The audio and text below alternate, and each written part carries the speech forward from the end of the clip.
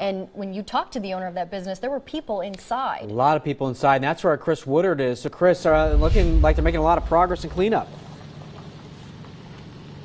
And we're right along Parkway. It reopened here, as you guys mentioned. You can see those cars now going by. But this is the business we're talking about. And you can see how that roof is just folded up, full of people who had some frightening moments when that twister hit.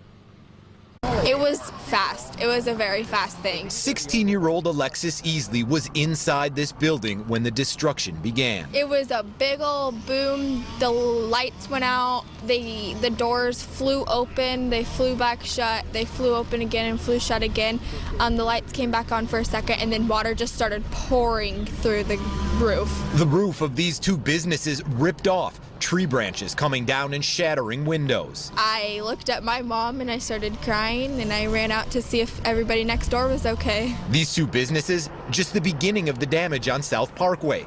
Their stories, just a few of the frightening close calls. After the hail came, I looked out my window to see what it was, saw everything just blowing around in a circle, and then a tree hit my truck. 36 homes are damaged in a strip of destruction about a mile long.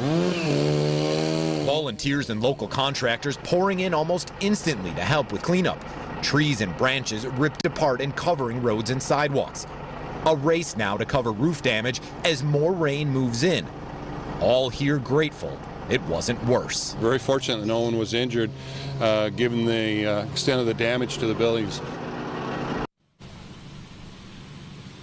I'm back here live now. That building ruled unstable. No one will be allowed back in there until the city can take a closer look and possibly stabilize what's left of that building. I also want to mention just the way we're seeing the community come together here tonight. I just talked to the mayor again about 5 minutes ago, and he pointed out today that there's a contractor in town he made one call to ask if they could bring a truck in to help haul out some of these trees and logs.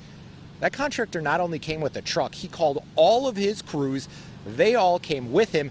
They're still here tonight, not only working on getting some of those logs out, but I'm told there's a water main issue down there as well. Those private contractors have now moved on to that. They're trying to help the city crews on the water main. Everybody here just jumping in to help where they can. In Battleground, I'm Chris Woodard for KOIN 6 News.